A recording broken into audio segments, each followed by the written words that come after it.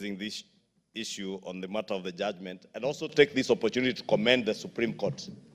Because, Honorable Speaker, the architecture of a constitution, and we must thank God that under the 2010 Constitution, the Supreme Court came into being. Because, Honorable Speaker, as an advisory court also, they have now set the pace, as the Honorable Junaid Mohammed says, for us to be able to enact substantive legislation to guide our public participation exercises in the legislative processes of this House and even those of the other House and our county assemblies, Honorable Speaker. Honorable Speaker, I want to agree with the Leader of Minority that in line with Article 2 of our Constitution, that says that the people may exercise their sovereign power either directly or through their democratically elected representatives.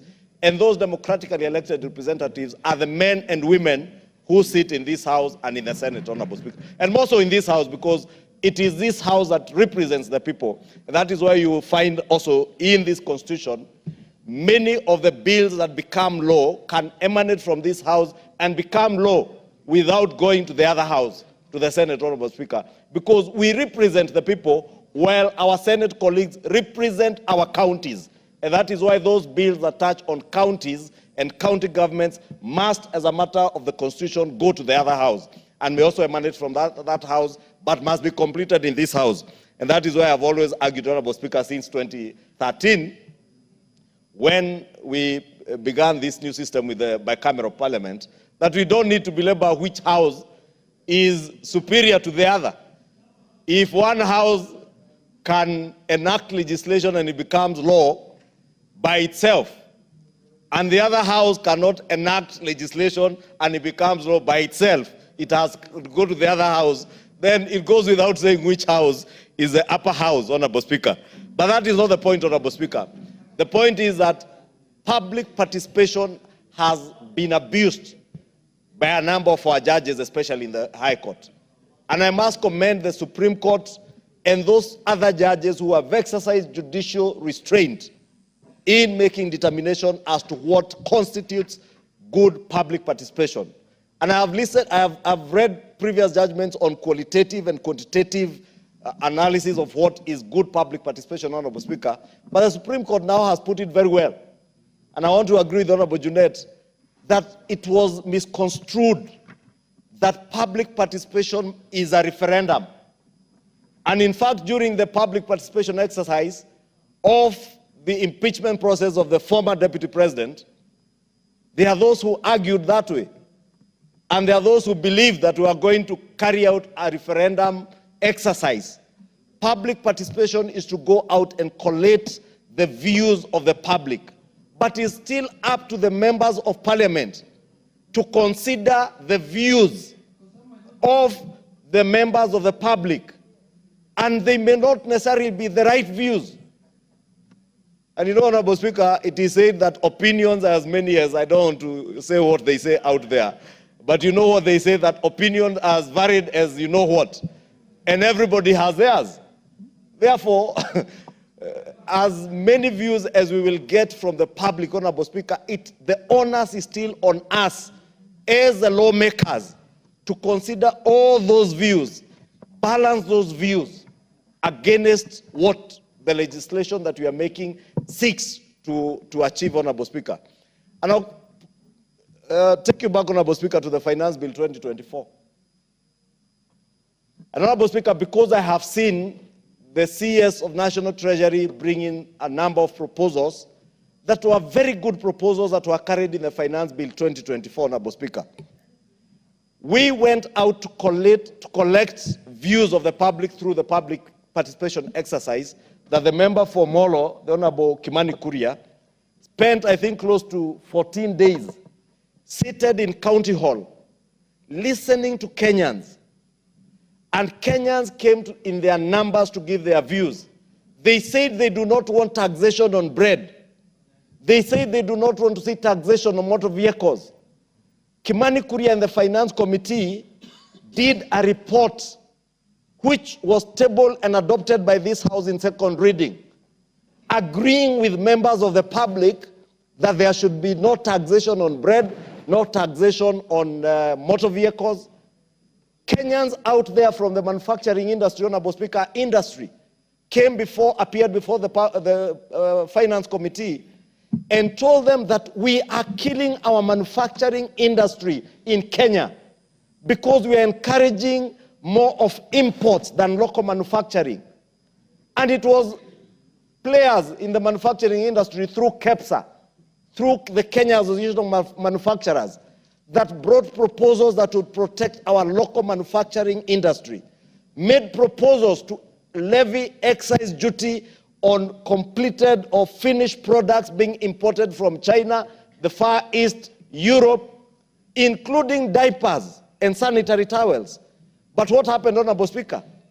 The public were incited to believe that this House was levying tax on all diapers, on all sanitary towels, and you remember our young daughters telling us in their parlance out there how our bunge hata hawataki tunyeshe sasa.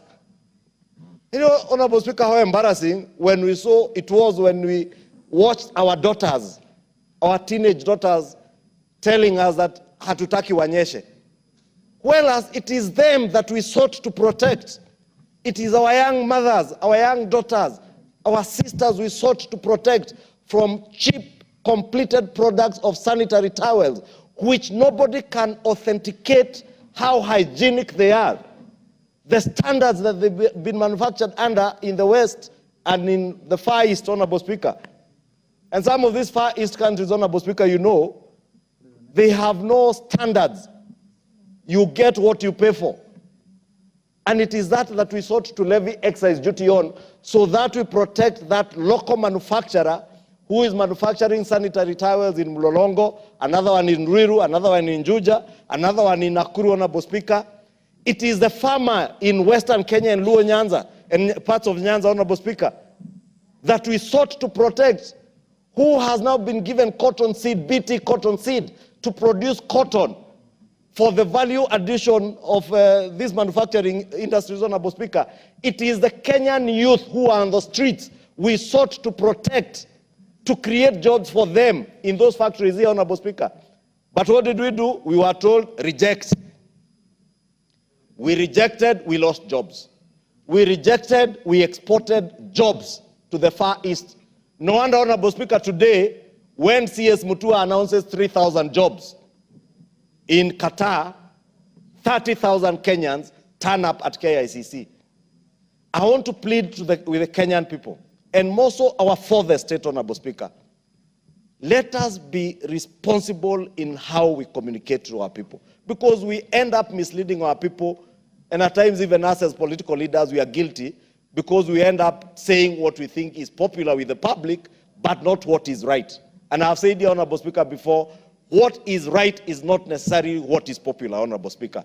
Therefore, in terms of public participation, I want to ask all our committees, when we embark on public participation, our work is to listen to the views of the public and balance it against the legislative proposals that we have and against the policies that we seek to anchor that legislation on, Honorable Speaker.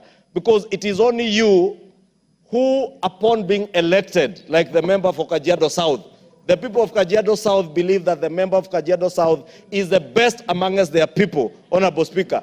And therefore, because he's among the best of Kajiado South constituents, they entrust him to come and make laws on their behalf. And therefore, they expect the member for Kajiado South or the member for Kikuyu to know better. And by knowing better, to be able to know this legislative proposal that is before the House is anchored on the policy of import substitution. And therefore, you must balance the question of import substitution, the policy of import substitution, against the legislative or the tax proposals being made vis-a-vis the interests of business people who are importing cheap products that endanger our women, our young girls, Honorable Speaker, and it is only these honorable men and women in this House who can do that.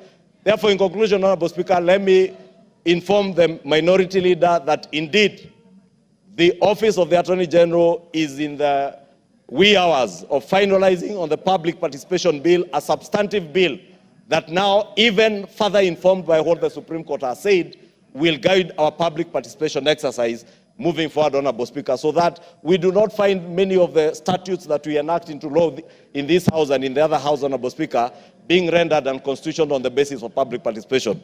With those few remarks, Honorable Speaker, let me conclude by commending the honorable ladies and gentlemen in the Supreme Court who rendered that judgment that was very well informed, and we can now comfortably say that that Supreme Court has men and women, Honorable Speaker, who weighed in on the issues that will guide our country very well moving into the future. Thank you, Honorable Speaker.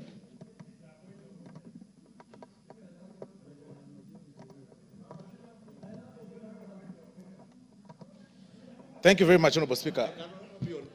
Honorable Speaker, I also want to join my colleagues, the minority leader and the majority leader. Number one, in commending